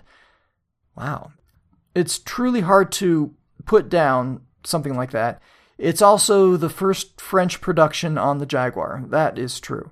Final score, 9 out of 10. Above the summary, they're comparing it to the Super Nintendo game. They say that Val d'Isère on the Jaguar runs at 60 frames per second versus 25 on the Super Nintendo. These are cool reviews. I wish I read French more fluently. There's a lot to read through here. Thank you, as always, Arethius, for sending these in. Edit. I missed when I recorded earlier that Arethius sent over one more review, this one from the French magazine Joypad. It was scanned as a PDF, so my mail reader didn't render it inline like the JPEGs, but I caught this just before publishing, so I can go ahead and insert this in. The Joypad review spans 2 pages and is filled with screenshots, NTSC version, it would seem. What they liked about the game was the amazing speed and that it is the best skiing game across all machines, all gaming consoles. Dislikes include a lack of simultaneous 2-player and limited difference between the skier and snowboarder. They rate the game in 4 categories on a scale of 1 to 20, and those ratings are graphics 16, animation 19, playability 18, and sound effects 16. Their overall score is 87%. I should note, as long as I'm interrupting myself here, that none of these magazine reviews mention the power-ups in freeride mode. I'm pretty sure, at least. I don't know what the French term would be for power-ups, but skimming these reviews, picking out what I do know, there didn't seem to be any reference. Oh, one more thing before Bishop comes in and says end of edit. I couldn't find an official review of this game in Atari Explorer Online, but they did publish a single score, 5 out of 10. Interestingly, this increased to 7 out of 10 when the e-zine transitioned to Jaguar Explorer Online, which is the only case I've seen so far where the score increased over time. End of edit. There are 6 external reviews listed on Atari Age, 5 of which have actual scores, ranging from 50% to 90% with an average of 72%. Moby Games shows an average of 76% among the 8 scored reviews, 5 of which were written around the time of the game's release. I feel I need to mention one of these modern reviews. I've got to single you out, Video Game Critic, because your review of the game confuses me. He gave the game a C+, said that it's aggravating at times, but still a bright, inviting title that's hard to resist on a cold winter day. That's fine, I don't disagree with you there. But this review says that you can, quote, challenge a friend via split screen, and later it says that, quote, the split screen works well. If there's a split screen mode in this game, I certainly couldn't find it, and I looked for it specifically because of this review. Others have commented on the lack of a split screen option, so I'm confused here. I'd like to give the Video Game Critic the benefit of the doubt. I enjoy reading his reviews, and he updated his Tempest 2000 review shortly after my episode on that game, literally 2 weeks later, so I have to wonder if he's a listener. So if so, hi. Thanks for listening. I really like your website. Good work. Please let me know how you found split screen in Val d'Isere. The other thing I'd like to mention in his review, he says that jump really should have been assigned to a button considering how easy it is to trigger by accident. And yes, you can definitely configure your controller that way if you want. I do. Finally, the last review I'd like to mention is from my friend BTB from the Jaguar on YouTube. He covered Val d'Isere skiing and snowboarding about a year ago, along with his brother. It's a fun episode. I won't spoil the ending. What they thought of the game. There's a link waiting for you in the show notes, but I will say one thing. BTB, dude, when I was thinking about how I would start off this episode, I was going to reference an old TV commercial from Wrigley Juicy Fruit Gum that had been stuck in my head for, quarter of a century. So then I play your video and find that you did the exact same thing, so now I can't. I'm surprised that someone else would remember that specific commercial well enough to make a reference to it, let alone someone else in the Jaguar community. But good work. I guess you beat me to it fair and square.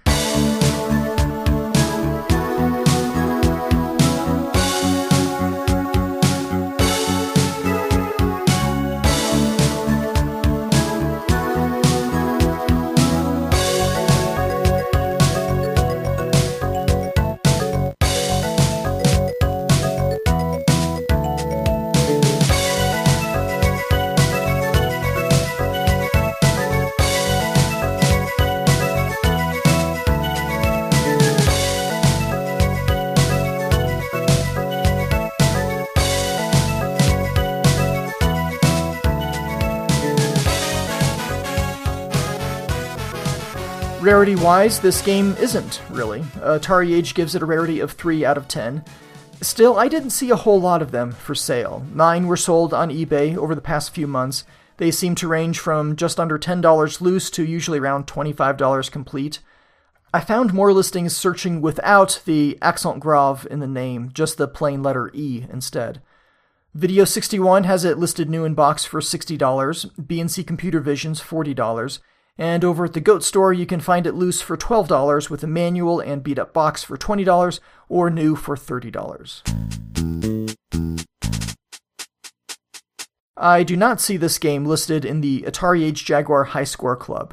There are no scores in the game, of course, but I suppose single events in training mode would be a feasible way to do it.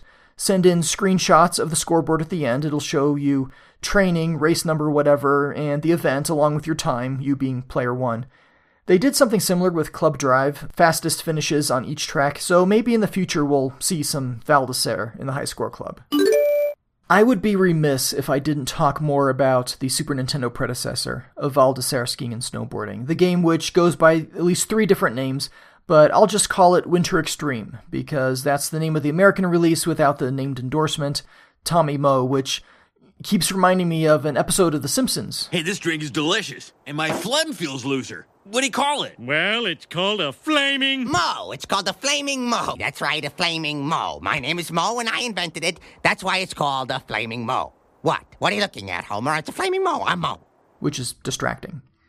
I don't own this one. I can't really justify spending the money on a game that I don't really want to own, but I'm interested in comparing to the Jaguar counterpart. So I took the easy way out and played this in emulation.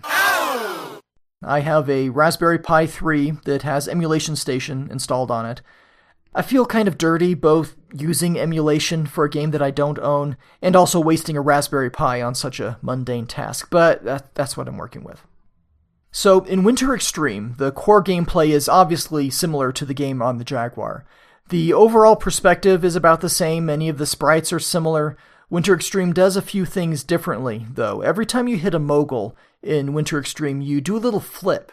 The very first run in Freeride is so littered with moguls that you're flipping all over the place, and it's irritating. Another thing is that the edges of your intended course seem more clearly defined. It's still a flat texture like the Jaguar version, but if you don't look too closely, the way it's shaded looks like berms on either side, so I had an easier time knowing where I was on the course. It might just be my imagination, but I got a little more of a downhill vibe in Winter Extreme. It felt more like I was moving in some general downhill direction. There are hills all over, like in the Jaguar game, but for some reason I felt more like I was going downhill. I noticed some environmental changes from time to time in Winter Extreme, a setting sun perhaps, or a dense fog, but the low number of on-screen colors makes this more annoying than visually impressive, I think. You can see clearly defined horizontal bands overlaid on the gameplay. Speaking of colors, the Jaguar version is of course much more colorful, both in the variety of colors and the richness of the palette. The photorealistic mountain backdrop looks great on the Jaguar, but in the Super Nintendo game, you get 2 layers of parallax with mountains in the distance. It seems wildly exaggerated and unrealistic, but there it is. The music is certainly much better in the Jaguar version. I didn't care for the Super Nintendo music, and I greatly prefer the interface in setting up your game on the Jaguar. It's all one screen there, rather than a series of boxes which may or may not have options that you cycle through left and right. I couldn't figure out how to get back to the main menu after racing, at least in freestyle. I tried the select button, but that didn't work. It could be a problem with emulation, which is one reason why I hate using emulation for research purposes. Something that is not the emulator's fault, but instead falls entirely on me, is that I really stink at Winter Extreme. I improved quite a bit in Val d'Isère Skiing and Snowboarding, but I did put a lot more time into that game, and the reason I bring this up is I didn't see anything other than trees and rocks and posts and signs on the slopes as I played Winter Extreme. No people, no snow machines or plows either. It was very lonely playing Winter Extreme. I felt isolated. So between the two games, I'd have to say I found more energy and personality and definitely color in Val d'Isère Skiing and Snowboarding on the Jaguar. But strictly in terms of gameplay, Winter Extreme isn't far behind.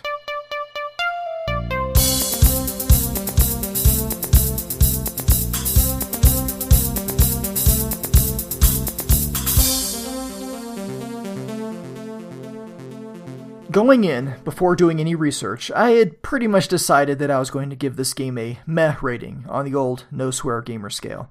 I bought it new at Walden Software, paid my $50, $50? Or something like that.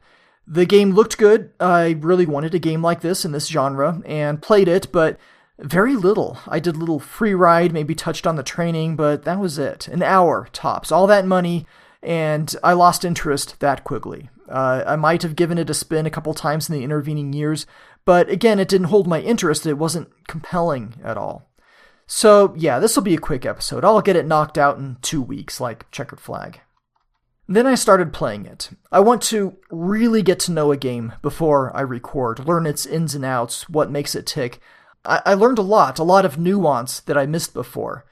Heck, I didn't even know about the power-ups before watching one of the few YouTube videos on this game. I never even played it long enough back then to hear the third gameplay music track.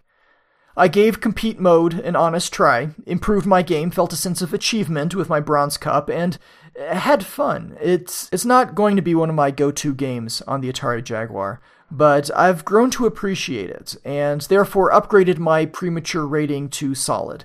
A low solid, I'd say, but still solid. Some tips.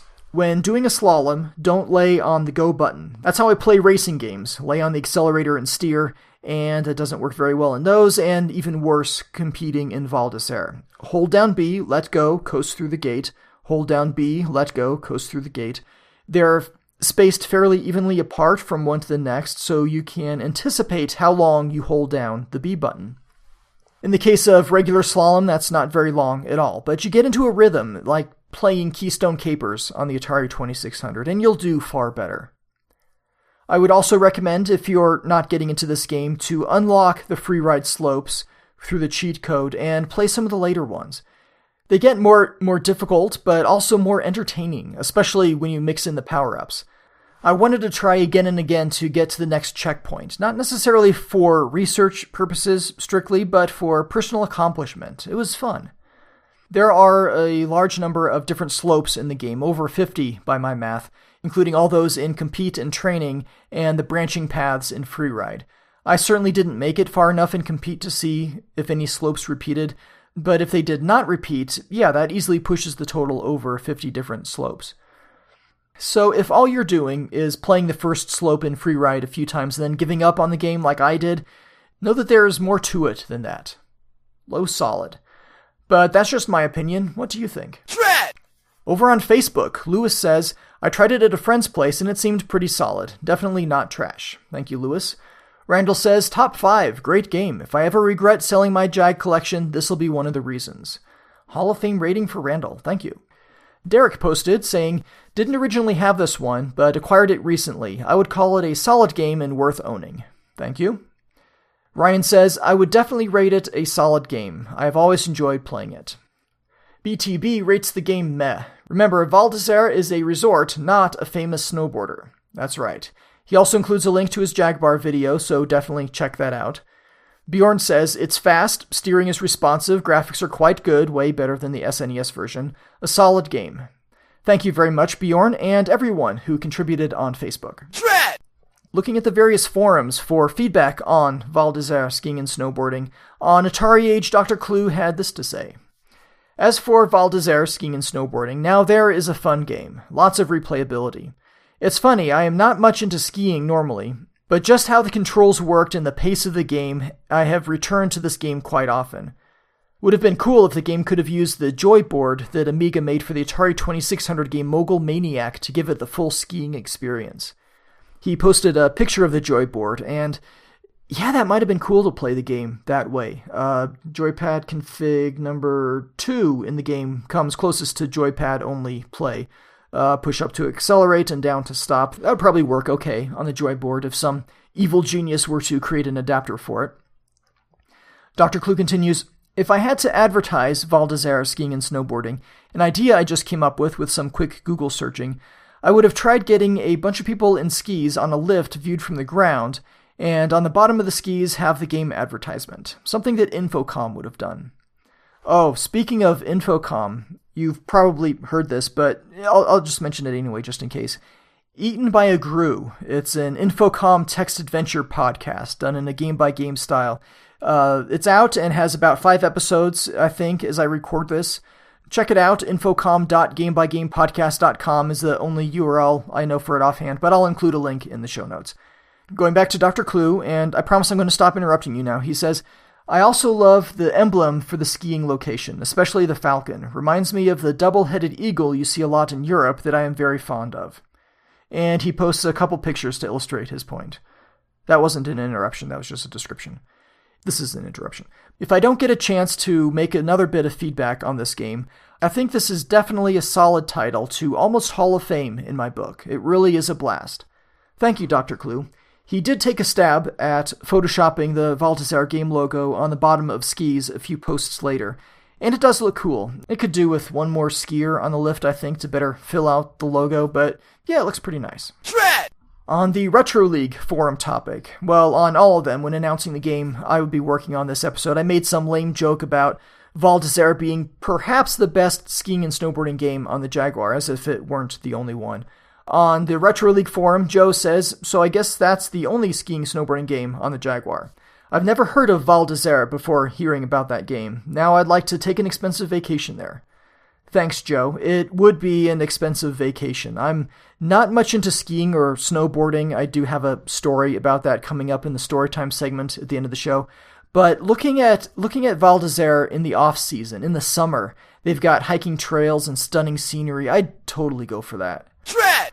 I think that is it for the forums. So, Bishop, do we have any text or audio submissions for Val d'Isère skiing and snowboarding? We do. 2 text submissions. Cool. Please put those on the ski lift and send them up to me.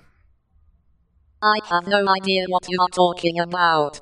Please send the submissions to my screen on Monolith where I'm recording. Ready.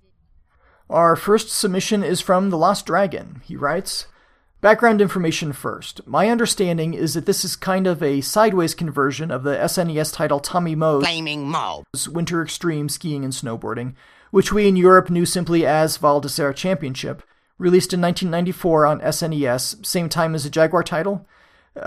Several months earlier, it was very, very end of the year for the Jaguar. But yeah, adapted from the SNES game. That's the word that CD Consoles magazine used, but in French. And I think that's as good a term as any. Back to Mr. Dragon. If this is correct, then this yet again highlights just how desperate Atari were with the Jaguar, and how they found themselves trying to fight a war on so many fronts with the only weapon they had in the form of the Jaguar. The Jaguar was originally designed to take on the Genesis, SNES, CD32, and 3DO, and was ideally suited as a 2D powerhouse for 2D scaling to surpass all these and the likes of the Sega Mega CD. Well, that's partially true. 3D was a selling point that Martin Brennan used to convince Atari to further develop the Flare 2 chipset. Back to the email. Games like Super Burnout running at 60 frames per second compared to the likes of 3DO Road Rash, which has had claims of 24 frames per second put to it, and Val d'Isère with its mix of digitized backdrops and 2D sprite scaling are great uses of Jaguar hardware, and fantastic hidden gems if you're new to the system, and I'm sure Atari were seen as the most affordable option in order to plug a gap and get more titles out ASAP for game-starved Jaguar owners. It's typical of Atari at the time, more obscure games converted to Jaguar by small teams. I personally put it in with the likes of Towers 2 and 05, which originate on earlier Atari formats, STE/Falcon, and whilst not straight ports, betray their origins. Atari seemed desperate to offer Genesis, SNES, ST, Amiga owners the sort of games they'd loved on 16-bit systems on Jaguar, so we saw Lemmings-esque titles like Dino Dudes, Attack of the Mutant Penguins, Mario Kart cloned Atari Karts, Super Hang-On inspired Super Burnout, and to corner the 3D arena, we see 05 and Towers 2. Another reason Jaguar Val d'Isère failed to impress me was due to being a Sega Mega CD owner prior to owning a Jaguar. I'd seen the snowboarding sections on Cliffhanger. Whilst these were a nightmare to play, they looked stunning for the hardware. Mega CD only had an extra faster 68,000 CPU to use in tandem with the Mega Drive 68,000 compared to hardware Jaguar was packing, and far, far less colors. So if 16-bit hardware could do games with massive sprites like this, Jaguar should have blown me away. Visually, it didn't. I did watch the footage of the Cliffhanger sequence on YouTube, and man, that looks tough as nails. Not a lot of fun, to be honest. Rote memorization of the layout to survive, but I've never played it, so don't take my word for it. Nice big sprites, though, as you said, and I like how there's a definite boundary with depth, piles of snow on either side. But you were well aware of Val d'Isère's lineage, and I don't think one could expect too much difference from the Super Nintendo game. As it stands, I think it's a marked improvement in many areas, but it still has a similar essence, a similar core, and I'm personally glad that Virtual Studio put the time and effort and money into dressing up this game, putting on brighter neon clothes. I think making radical changes would have taken more time and cost more money and maybe would have made it financially unfeasible. So, as far as I'm concerned, better a good adaptation of a Super Nintendo game than no game at all. I've got another message here from Lost Dragon. He says, not sure if you are aware of the Sega Saturn title Chill. Developed by UK software house Silicon Dreams, who developed Fever Pitch Soccer no less, this game was officially sponsored by Burton Snowboards, so each of the game's 21 Burton Snowboards was designed to look and feel, in terms of handling, like their real-life counterparts, as opposed to Jaguar Val d'Isère, where skis feel the same as snowboard. A clever game engine with use of dips and hills hides pop-up, game ran at 25 frames per second, had weather effect atmospheric lighting, horizontal and split-screen two-player modes, and this on a 32-bit system. I am not familiar with this game. Let's take a look. Okay, I watched a video on YouTube about Chill, an unreleased prototype for the Saturn, and it does do a much better job of conveying the impression of downhill snowboarding. The hills are good and curvy, like riding through a few of the Tempest 2000 webs, to use an unnecessary Jaguar simile. While I was watching that video, looking at the hills, it made me think that the Jaguar could reproduce those hills quite easily with garage shading. It wouldn't have the same frame rate as Val d'Isère, but it might look more next-generation-y. I doubt anyone would want to take on a project like that these days, make a game like that, even if it meant that they could actually challenge Val d'Isère's title as being the best skiing and snowboarding game on the Jaguar. Shred! Our final submission is from Arethius, from the Retro Gaming Connection. He says, Hey Shinto, I wish you a wonderful new year, all the best for you and your close ones. Most important for all, I wish you good health. Thank you very much, Arethius. I and my wife and kids are quite healthy, so definitely thankful for that. He says, I hope you had a nice holiday season and a Merry Christmas. Did your son get Iron Soldier 3? Did he enjoy it? Yes. So my son, all he wanted for Christmas, he wanted two things. He wanted Iron Soldier 3 and duct tape. He got the duct tape, and he got Iron Soldier 3 for the PlayStation 1. We didn't play it very long. First of all, the opening cinematic is long and pointless. Seems to mix different animation styles, but that's easy enough to skip. In the actual game, the lack of color really struck me. It looked like 8-bit color, heavily dithered. So the polygons and textures certainly looked better than Iron Soldier 1 on the Jaguar, and I liked it that Iron Soldier 3 had actual hills, but at only 256 colors it looked muddled and dirty. Split screen is great. My son and I played a competitive game, he and I piloting separate mechs with the understanding that we wouldn't attack each other, so that was pretty cool. He had a little trouble getting used to the controls. We used the standard control scheme, but if we get the opportunity to play this game some more, I'm sure he'll get the hang of it. We really do very little video gaming, but let me get back to your email.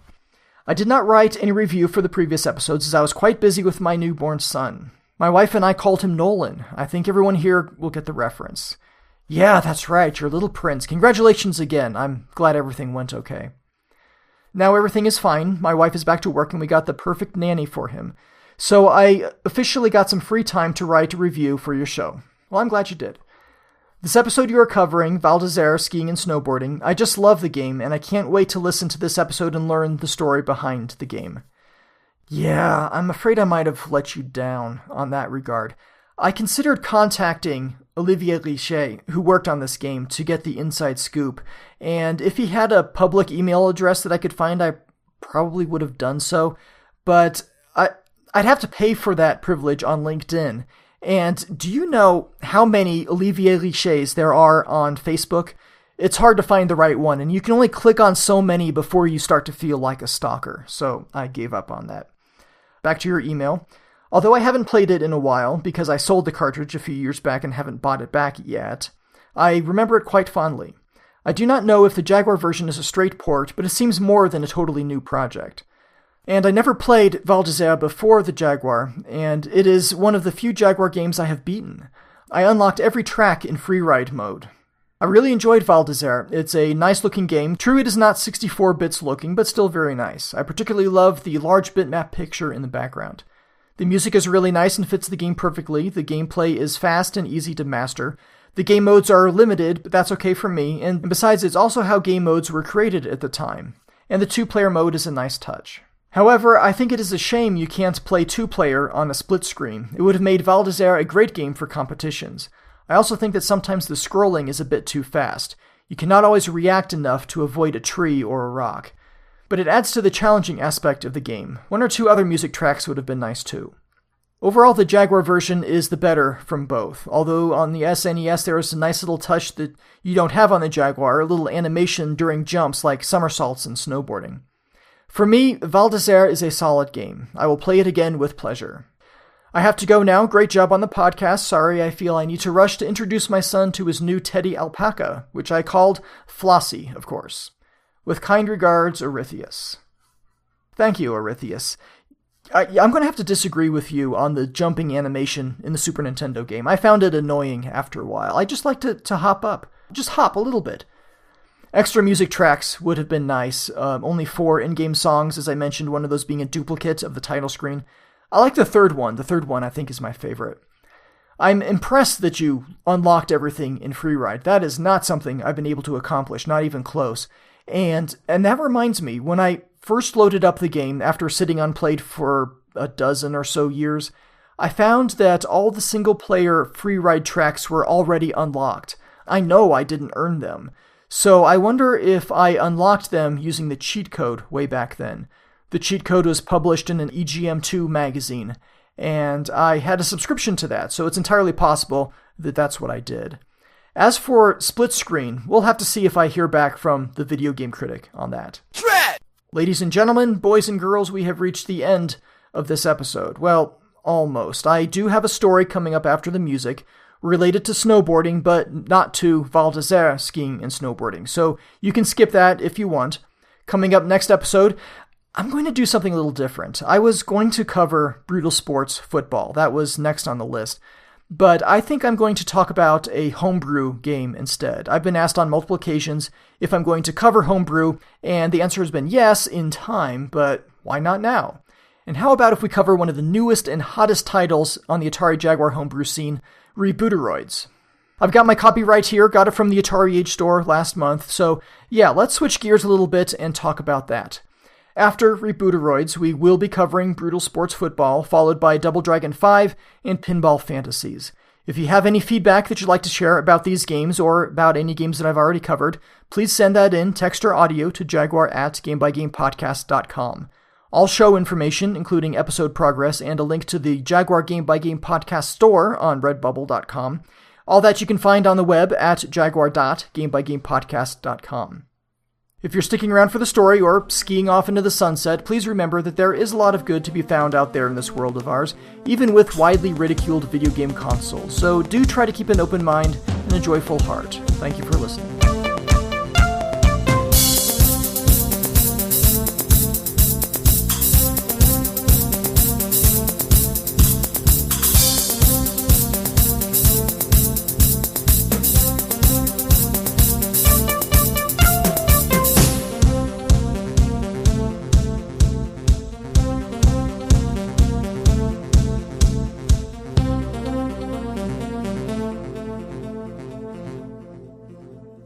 And now, story time with Shinto.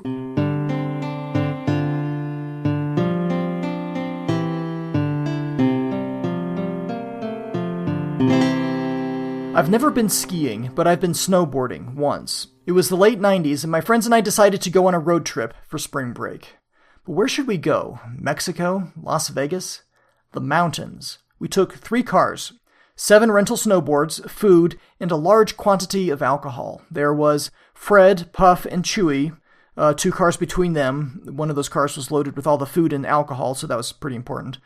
Rogue, Mandrake, and Tuff rode with me in my 1995 Saturn sedan, which was also loaded with all the snowboards and boots. We ate a lot of licorice, played a lot of music. Rogue was sitting behind me and would start punching my seat while she sang Inagata Davida because, of course. Through a friend of a friend, we had procured a cabin for 2 nights about 10 minutes from a ski resort. They said it was a cabin, but it wasn't like a rustic little frontier structure built out of logs. But it was a little house, well furnished, with a big hot water heater and sleeping room for 10, multiple beds to a room, dorm style. So we arrived late at night, made some dinner, drank some booze, watched a movie, the Brandon Lee movie, The Crow. Did I mention that this cabin had cable TV? Early the next morning, actually way too early the next morning, a beeping sound woke me up. It was my cell phone on the bedside table. In these days, cell phone ownership was pretty rare, not ubiquitous like it is today. I was the only one in my group to own one. I had my own consulting business at the time. It paid the bills, but since I was self-employed, I didn't have any health insurance. More on that later. So this cell phone, a Sony CMB-1200, that's an unnecessary bit of information for the story. The cell phone lasted a good 5 to 7 days on a charge, if you remembered to charge it. I did not. The beeping sound was its dying battery, and I couldn't get it to shut up, so I ended up ripping the battery out. You could do that on phones back then. The batteries weren't sealed up or anything, but neither was the antenna. This one had a telescopic antenna, which broke on me. I called Sony to get a replacement. They said I needed to pay $80 and mail the phone into them for a few weeks. I ended up finding a replacement antenna at a cell phone store, unscrewed the broken one, screwed in the new one, $12. But anyway, I was sharing this room with Chewie and Rogue, where they were engaged at the time, but not married. The wedding was a couple months later. The beeping sound and subsequent forceful battery extraction woke them up too. It was not my finest moment. Not only that, I was feeling bad. I was sick, nauseated, and miserable. As everyone else got up, ate breakfast, grabbed their gear, and headed for the slopes, I stayed back at the cabin. It was mild dehydration, I figured out later, and by lunchtime, when a few of my friends came back, I felt good enough to go back to the ski resort with them.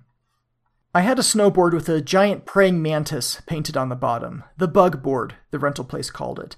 It had different bindings from everyone else. A clicker, I think they called it. Kind of frowned upon, maybe, but it worked well enough for me. This was my first time with anything long and flattish strapped to my feet, so I had no idea what I was doing. We only had a day pass, and I didn't want to waste any of that on the bunny slopes, so I rode the ski lift with Puff up to the blue slope that they had been riding. Blue is kind of an intermediate between green and black. Not really where you want to start out for the first time ever. He tells me to be careful getting off the lift. It can be kind of tricky, and I don't want to break my leg. No, I don't. I didn't have health insurance, as I said, so a broken leg would have meant an intimidating hospital bill. So with that in mind, one boot attached to the board and the other loose, which is how I was told to do it, I slid off the lift chair and performed a spectacular twisting wipeout. It must have been quite a sight, but fortunately for me, nothing was broken. I hobbled my way to the top of the hill, well, mountainside, and Puff started to teach me all he knew about snowboarding. Puff was a very patient teacher. He had to be, I guess, but he had had enough after the first 2 hours. That's right, one slope, 2 hours, and I wasn't even close to the bottom. He wished me luck and took off, and I don't blame him one bit. So I'm struggling down the hill, falling frequently, trying to stay off to the side where I wouldn't impede the people who actually knew what they were doing. And after another half hour, I decided to take a break. I worked myself as far off the track as I could and plopped down. Someone else on a snowboard came over and sat down next to me, a woman about my age. Her name was Janelle, and she was an employee of this resort. We sat and chatted for a while, good conversation, especially for an introvert like me, and I think we were actually hitting it off. There might have been a connection there. She stood up, said, "Why don't you meet me at the bottom of the hill?" Okay. She took off, I started down after her, and fell over, repeatedly. It took another half hour to reach the bottom. I was starting to get the hang of it, staying upright for minutes at a time, but alas, she was nowhere to be found. I looked around for the rest of the day, but no luck. My second attempt at the slope also started with a wipeout off the ski lift, but I made it all the way down in just a few minutes. Third, fourth, fifth attempt, I was really getting into it, having a good time shredding the hill to the best of my ability. It was spring break, as I said, and the skies were blue, the air was warm. I had a light jacket on, gloves of course, but the jacket was open, rippling slightly as I flew down the slope. The bug board and I were one, and it was pretty awesome. When we finished for the day, we headed back to the cabin. I told everyone about Janelle, and Chewie said, "Dude, you were under strict orders. Meet someone, invite her back to the cabin." Those were our orders, and I forgot. So what kind of drunken revelry would a group of early 20-somethings get into over spring break?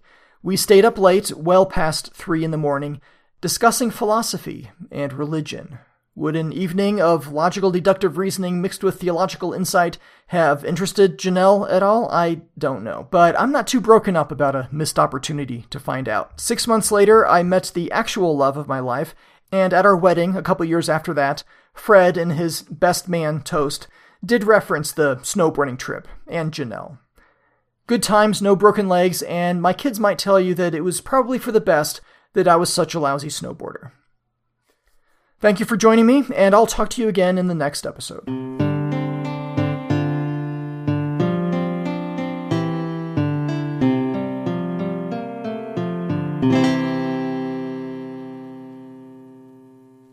Well, I'll leave that one as an exercise for the reader. Reader, you're not reading this, you're listening to this.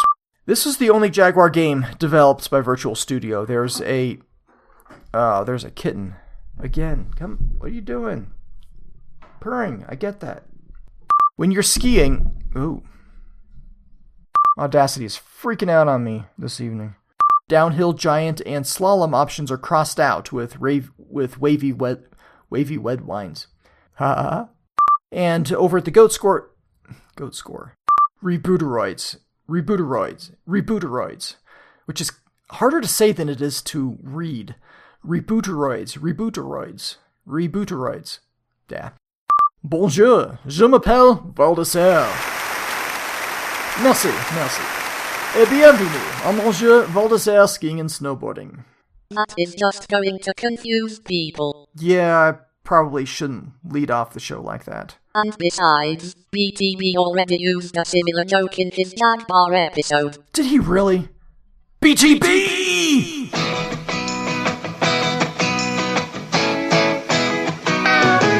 Get your skis shined up, grab a stick of juicy fruit.